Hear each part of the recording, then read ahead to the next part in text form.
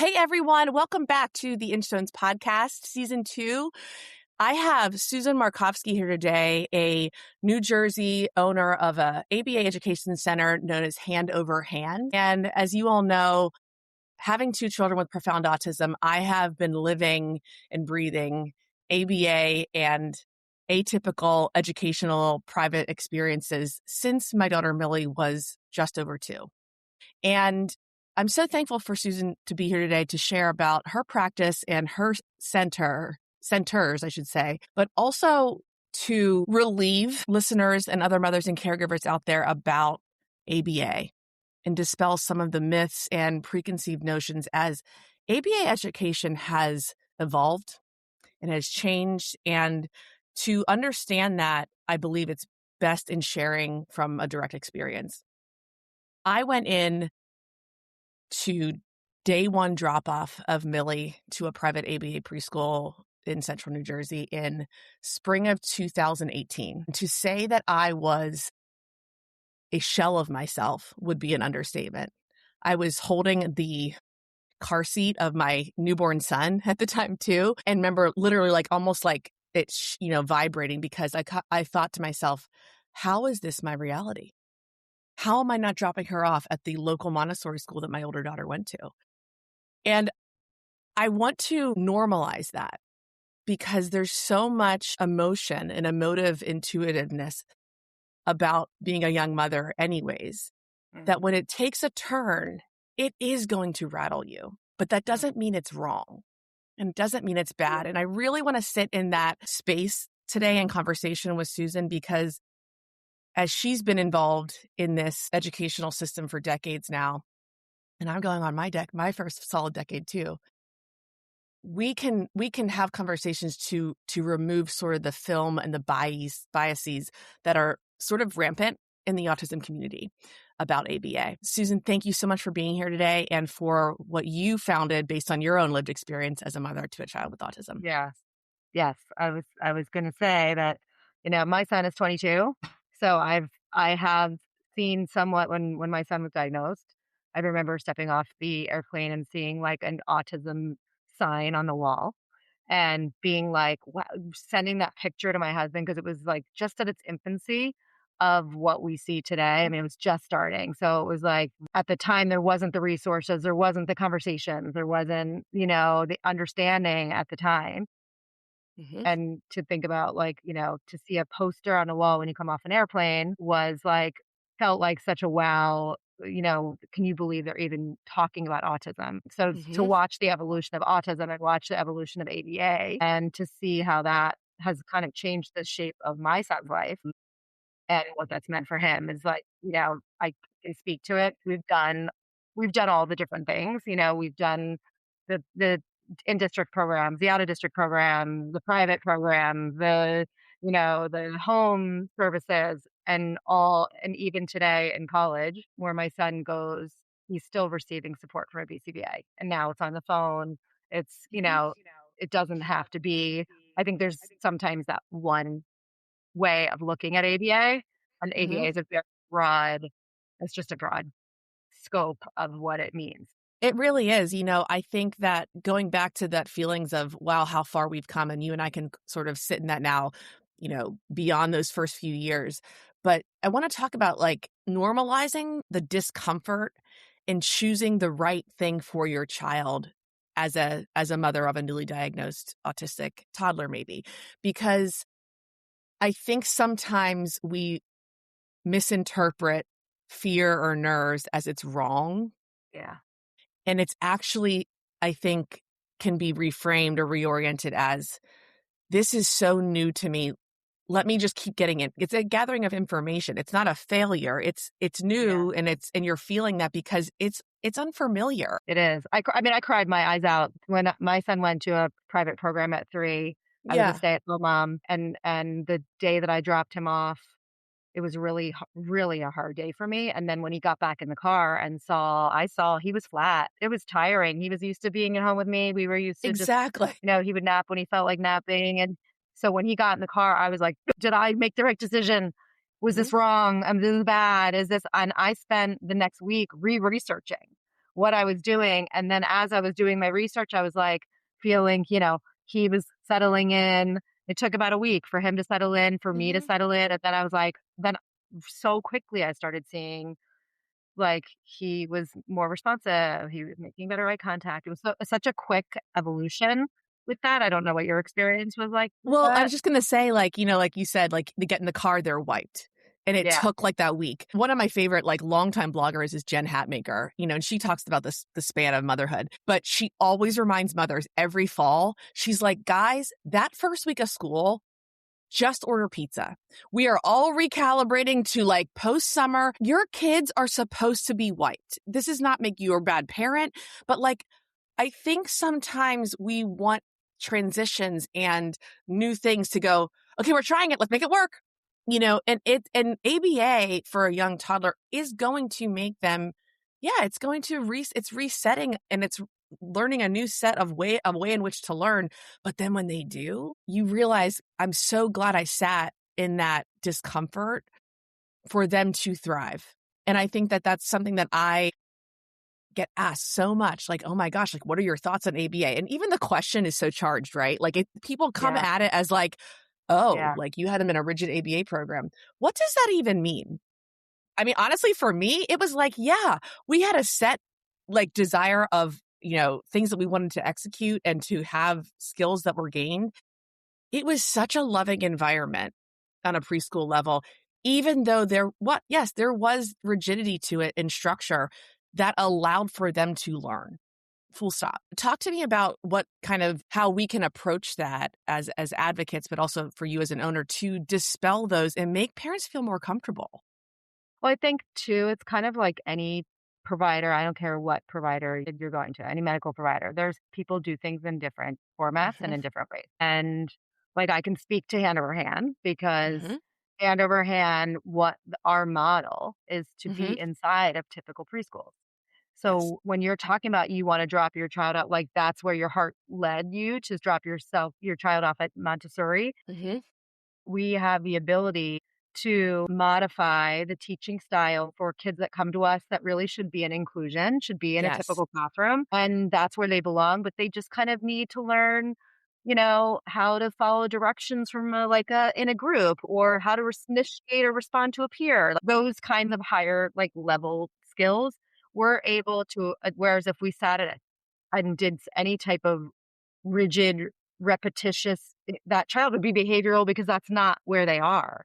And so we're able to modify and provide that natural environment teaching for those kids that's their benefit, their skill set. And for Mhm. kids that might need repetition, a little bit more of it in order to learn, Mhm. for us, it's about the broader, like, what can we do to maximize teaching and meet that child's potential and whatever that looks like. And I think that is good ABA, and that is modern ABA, Mhm. and there are some kids that in order to learn that, they have to have more repetition. Other And the kids, and they the don't. structure in place. Exactly.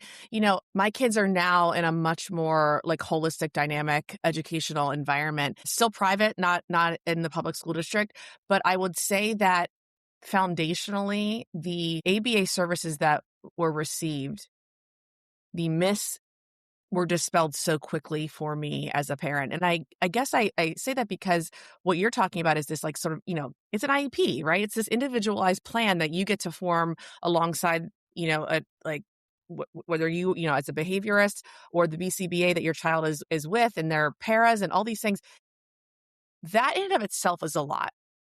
And the Mhm. formation of that too. And I always want to just remind parents that yes, even those teams that are set up to decide upon all this, allow yourself the time to recalibrate and reorient to that.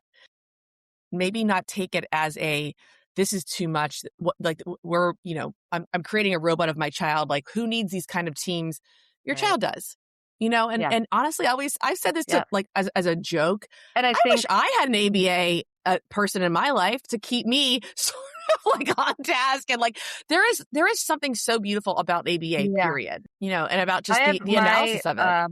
one of my best friends is in education, and I remember when my son was at a very young age, she said to me, and in typical, Hmm. education, she said to me, ABA is just good teaching. It's taking the areas that are challenging that you're not learning, Mhm. and it's individualizing and providing care in order to teach what is difficult. And so, like, that's really, if you break it down, that's what it is. It's looking to say, what do I need to do to catch up? What do I need Mhm. to so that I can, meet goals and grow and learn? And that's really what it is. And I think we all want our kids to learn, Mhm. and we'd be doing them a disservice if we didn't want them to learn. And there's a different learning style. And sometimes you can go into a stable classroom and they're teaching in a different style that might not meet the needs of a child with autism. A Yes. child with autism and a child with, like, say, let's say Down syndrome, are have completely different skill sets. One Mhm. are so, kids with Down are historically very social children. Kids with Mhm. might have to learn how to interact socially, but there might be a cognitive difference there, so it's a very different style. And this is really honing into the expertise of what it, how different children with autism learn. Well, so you mentioned before that, you do have a now adult son on the spectrum that's in college. Obviously, that was such an integral part to your foundational mission. Yeah. How has that evolved since then? So, I mean, it's such an interesting, like, it's such an evolution. And to this day, it's not, I mean, even yesterday and the day before, he had reached out to me because he's a music player in college. He's a music performance major. And there's a new student that's working with him in orchestra. Mhm. And he called me 2 days ago and said, "She's not being nice to me." And I said, Mhm. "Well, what does that mean?" I said, is she being professional?" "Yes." So the expectations of, like, okay, not everybody has to like you, not everybody has to get you, because he wanted to report it right away. Mhm. And then yesterday he sent me a text and said, "She told me that if I'm gonna continue acting like a child, she's gonna continue treating me like a child." So, like, even in college, 22 years old, this social piece, and sometimes the immaturity, along with having this diagnosed kids, he still will, he'd kill me for, like, broadcasting this, but, like, he likes Mickey Mouse Clubhouse, you know what I mean? Like, Yes. he's 22 and he's in college, he drives, he lives in his own apartment, Yes. and he still But will. those are such grounding frameworks to their nervous system, and it should not, and I interject because it's such a reframe of what those inputs give to children like ours, no 100. matter their age. Honestly, I always laugh. I'm like, I'm so glad that both of my children aligned with Daniel Tiger. I love listening to Daniel Tiger. I'm Yeah, like, I need to hear this over and over again. yeah, Grown-ups, come back. We can take care of each other. Help our yeah. friends out. I'm always, and honestly, Mickey Mouse Clubhouse too. Yeah, I mean, he loves Disney, and he wants to go to Disney College Program, and it kind of, That's you right. tie in these associations, and he's, like, I'm hoping he actually just interviewed for Love on the Spectrum. I'm hoping he gets Oh, selected to that's go on Love on the wonderful. Spectrum, because I feel like, to tell a story, I feel like he has such a story, what he's gone through in college. As you think about, you still have autism, autism doesn't go away. So he still has those struggles, and we're still living that, even with this. You look at kids and you say, okay, there's kids that have more profound autism and kids that are, quote unquote, higher functioning. Mhm. But there are, from this um, dialogue with this fellow student of his, he said to me, "Mom, I'm going online. I'm buying a button that says I have autism. Please be patient." I love it. And I said, "Do you wanna do that? Are you, like," these are questions that we have to have, where I'm like, "Is that what you want people to know right away? This is your life, like, this is your." Mhm. Mhm. And Right. that, like, I was mentioning it to somebody that I work with, and she said, "Imagine what he must be feeling on a day-to-day, the exhaustion of having to be on track and do the things Mhm. that you're looked at it in a way that is acceptable to a community of neurotypical people, Yeah. when they have a different, neurodivergent brain." Exactly. And tying it back to, like, the ABA piece, think I th mention too is that there all these needs, these sensory needs that each child has, is not respected.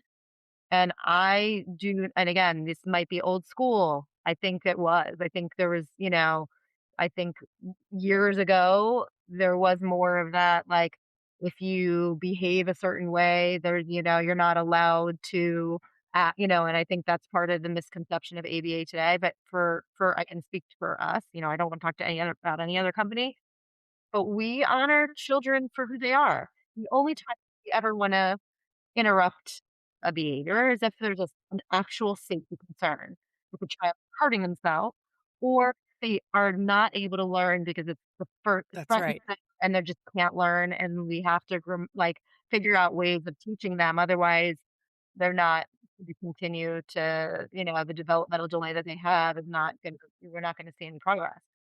So, and progress in a good way, progress not in a way that needs to change them as Right. people. What are some of the best questions that you get that allow you as a provider to show that you are taking in the full humanity of their child?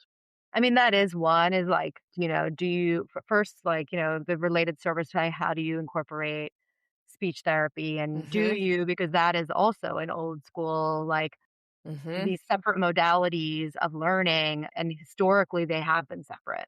And Mhm. today in certain practices, ours as one of them, we say there's experts in different areas, and we can come together and we can collaborate and we can work together to make sure that we're all, respecting and learning from each other and helping each other. And I know that, for us, we have related service providers that will share with us and share with our therapists and share with our BCBAs, like, this is the letter formation that works. This is developmentally, like, whereas we might be able to have a child imitate to learn a sound, we don't know the developmental order. And so a speech therapist is going to let us know this is what you should focus on first. And I'm going to show you great strategies. And then we say, that's awesome. Thank you for sharing that with us. And we're going to help incorporate that and practice that.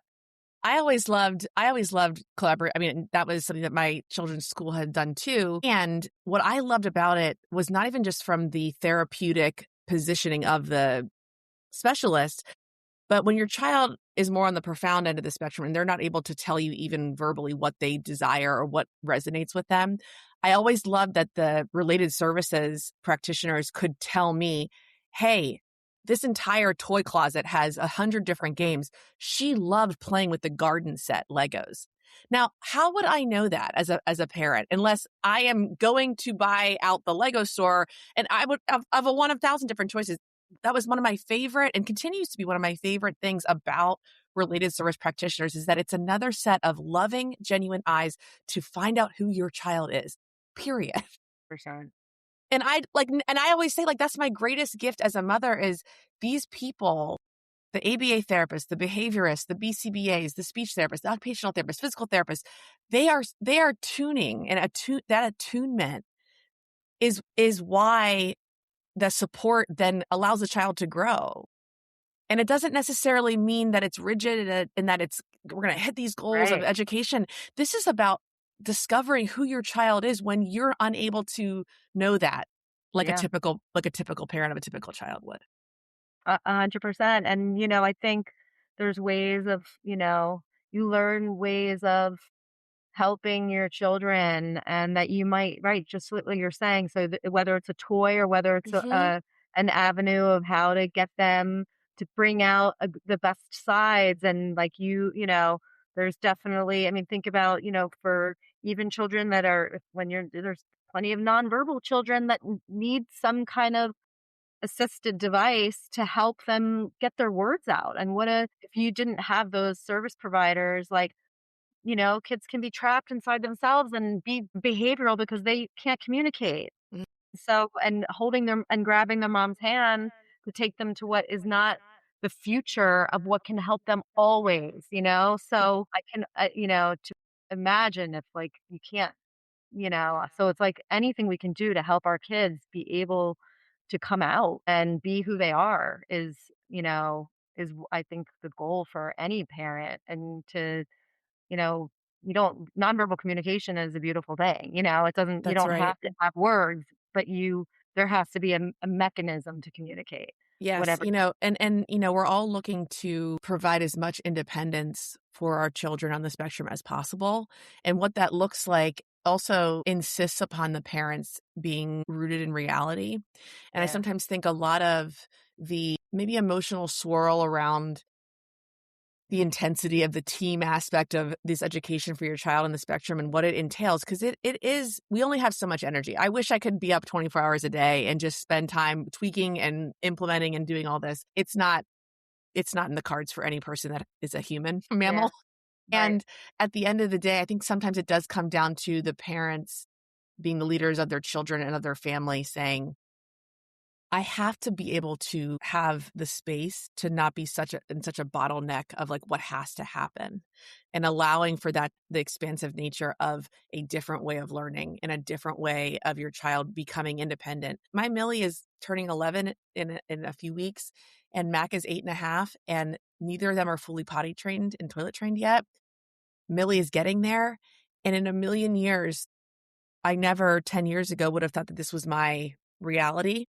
Mhm. But that doesn't take away from the humanity of what they have learned and how they have grown. And I always want to put that back into parents. It doesn't, the way in which independence is taught does not disqualify from you from being a really good parent. Mhm. Right. And, what you're, the provider, the service that you're providing, whether it's bring, the services into a generalized education classroom or a more private setting, that I always just want to reinforce how that is what's best for your child, and that also means that you are a really good mother for or parent, caregiver in Yep. trying a different way. Yeah. I agree. And I think that, you know, the blessing in our kids being who they are and how they, and no matter how, it doesn't take away that sometimes things are hard. Sometimes things I think were hard for every parent, Mhm. just that much harder for a parent of a child with autism sometimes. And sometimes there's just this beautiful gift and this lesson to be learned that I can't even imagine, you know, if I can't imagine the other world Mhm. of not having had this experience and to open up an entire community of people and what they go through, and I don't can't even speak to what everybody I just know from working with lots of different children and, being in at hand over hand, I see it's the every component of every child coming in, their needs and skill set. Yeah, it's about expanding, it's not about changing your child. It's about expanding access to what your child is able to do in this world. Yeah. I challenge a lot of assumptions about what I can do as a mother of two children with profound autism. And I always say that my capacity is so much greater than I ever thought possible in what we can do. And to shatter the assumptions about your child too, because if the more limiting your beliefs are in what they can do, they will become more limited in their abilities. And I think the 100%. earlier we build that from within, that we're not here to change the child, we're here to provide the expansive structure of education to allow your child to have access to everything that you ever dreamed before you had children, and that white picket fence Disney World dream of yours, right? Percent. I was when my son went to drive, I had most people saying to me, "You're gonna let him drive." When he was going to college, he refused to stay, and Now, where do you think, let's pause that because I love these kind of conversations. yeah. Where do you think those questions come from? Because I'm just going to give a parallel, totally different example. I'm going to send Millie to a day camp a few years. I sent her to day camp a few years ago. It is a general day camp. She has an aide, and it's in a state that through the YMCA. It was an incredible program. You're going to send her 9 to 4 at an outdoor camp? Talk to me about the root of those questions.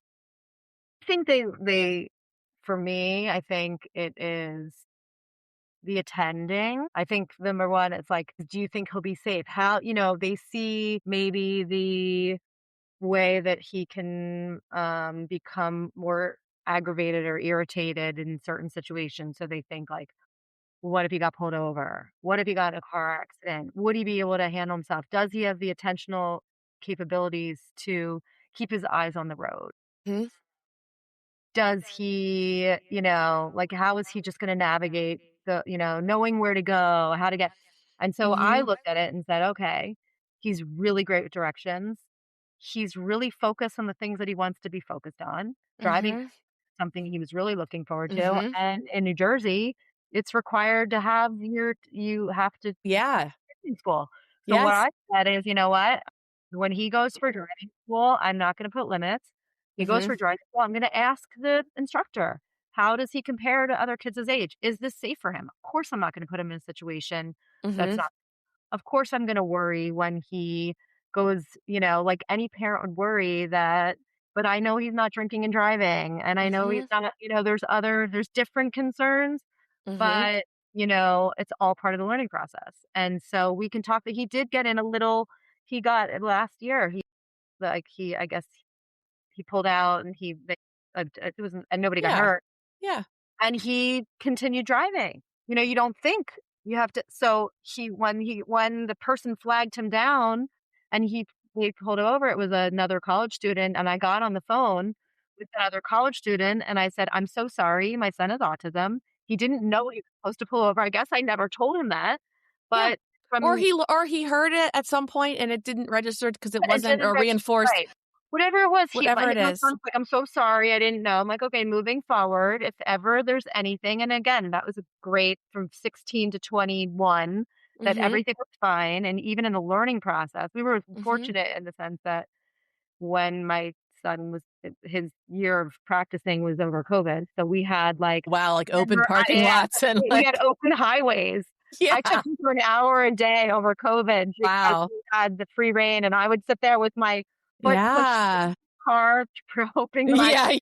braking, and it was very scary, uh, but he's great, and now he drives back and forth from Ohio and 6 hours in the car by himself, and I don't even I want him to check in with me, but again, the limits, if he can't do it, we would know. And Yes. so I think that was the thing is other people were putting limits because they they might see the differences and I'm looking at it and saying, I want him to be his potential. I want him, if he can't, we'll know. If he can, then we gave him the opportunity to show that what he's capable of. And that's always been the framework for us. Like pr show us, just like any child would, any person would be able to prove it, and not every child can go to college, we weren't sure. Mhm. Can every child I have friends that their kids are neurotypical and college wasn't for them. That's okay. Exactly. That's Exactly. okay. Exactly. Well, I think that you're just it's reinforcing that it's an ever evolving, always dynamic system Yeah, of reorienting to the next right thing, which has been the foundation of what I've always said is my mission in Inchstones is we're not measuring over the course of like a year here. We are looking at the day-to-day progress, the small inch by inch wins over the milestone, because this is not anything more than the life happening for us in front of our eyes, getting to celebrate who our children are becoming, period. yeah, And I believe that and I hope an episode like this for listeners and other mothers and caregivers allows for that expansive possibility to reduce the overwhelm and allow mothers and these maybe that are first just starting on their journey to take a deep breath and know that, yes, this the way in which your child, after they receive a diagnosis, doesn't make your child change. This now gives you all the tools and it directs you to the places like Hand Over Hand ABA to begin forming this team of you and practitioners and behaviorists to allow your child to thrive. And what that means to you and your family is going to look different than your next door neighbors. And that's okay. But it doesn't make it wrong. And I want to give as much peace as I can to those early on in their journey, because early support can be so empowering and doesn't have to be so overwhelming if you can know that this is the next right thing for your child. and I would say too, because I am on all the parent message boards, because I have a child with Mhm. autism, and I'm still interested in and lending my experience to other people too. Mhm. I do see a frequency, an increased frequency of parents that may not have ever tried ABA Mhm. that are very vocal and very negative about it. And I think that we have to support each other more than, and it's like if you have had a direct experience and it may have been one and maybe you had the wrong provider and there's a Yeah. lot, but to take an entire type of learning, and I feel like it's a disservice to Mhm. families that their children could really, really benefit from it. Mhm. And so on that side, it's like I also would say to families, like, go in with an open mind and an open heart and don't necessarily listen because you don't know what the experiences are of other people. Yeah, And you don't want to create a limitation that otherwise might not or should not exist for your child because you're listening to somebody that you don't even know who that's does right. never even had their own experience with it, and they're just That's listening right. to That's somebody. right.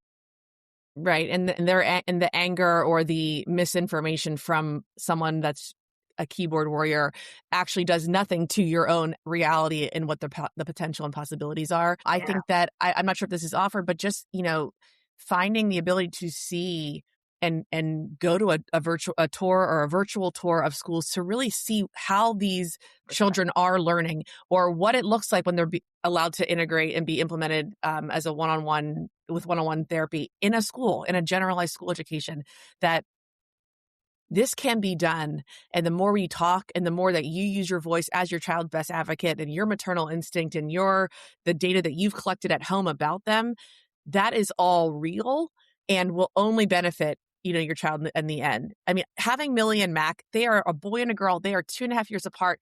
At the end of the day, they have the same exact diagnoses, right? Level 3 anapraxia.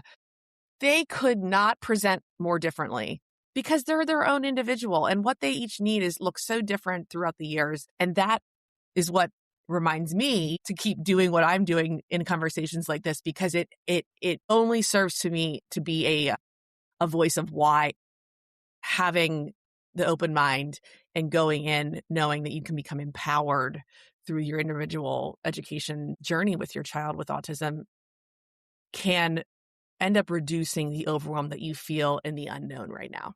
Yeah, and I will also say too, as a mom who's been doing this for a long time, and granted, I'm really blessed that my son can go to college and do all those things, but I will tell you, and I know from my own, you have this like, "Oh, by kindergarten or Right. by 10, everybody kind of," I don't wanna say everybody, I Mhm. created these, like, time frames that Mhm. I wanted to I felt like there was this pressure to get there by a certain time. And Mhm. now I almost feel like my son's learned more in college than he's learned through middle school and high school. I mean, when you're young, you learn a lot, but college has taught him more about social interactions and people. I feel like the learning doesn't stop. Right. The age doesn't stop the learning, and so which is why we continue to have him work with professionals because he's still benefiting from it, and he wants the help. He gets Yes. to an age where he recognizes that the people that are in his life that are therapy, he sees a social coach, he meets with a BCBA, and he meets with a psychologist. And Mhm. he loves them all, and he wants to them all because he recognizes that they help him. When kids are younger, it's up to the parents to make those decisions for them, but I can speak to it now and say, like, he wouldn't wanna go without any of those supports because it gives him insight about himself and how he can help himself as he's Yes, and be aging. the best version as a self-advocate. At the end of the day, this is again to your son as the best example. This is about expanding your child's access to what they have inside them to communicate, their independence, their connection to others. And when early ABA, autism education is done thoughtfully, it can build foundations that are that last so far beyond those preschool years. And in, sitting on a totally different town in New Jersey than you, in a totally different, school system, I can say with 100% confidence that those foundational ABA systems that were put in place for my two are foundational to why they are thriving now with a variety of different therapies on the day to day. For parents that are listening, I hope that the overwhelm and that feelings of being unsure dissipate a bit in conversations like this. And I just want to say deep thanks to Susan for what you do and for what Hand Over Thank you. Hand provides to the Thank families you. here in New Jersey. And we'll be sure to Thank list you. all of Hand Over Hand's information on the episode summary when this goes live. Anything else Thank that you'd you. like to leave our listeners with here today, Susan? And I just, if at first it doesn't succeed, try again, like I think that, our kids are worth it. And that can go for just learning in general, that can go with a provider. Like, don't necessarily we have had a number of families and that whether it's school districts or another ABA provider that wind up their path leads to us and they have a great experience. So like doesn't, one just keep trucking, Keep so, moving. Keep yeah, moving. Well, yeah, thank you so much for what yeah, you thank do you and so to the much. autism community for who you are. And Thanks. until next time here on the Instones podcast. Awesome, thank you.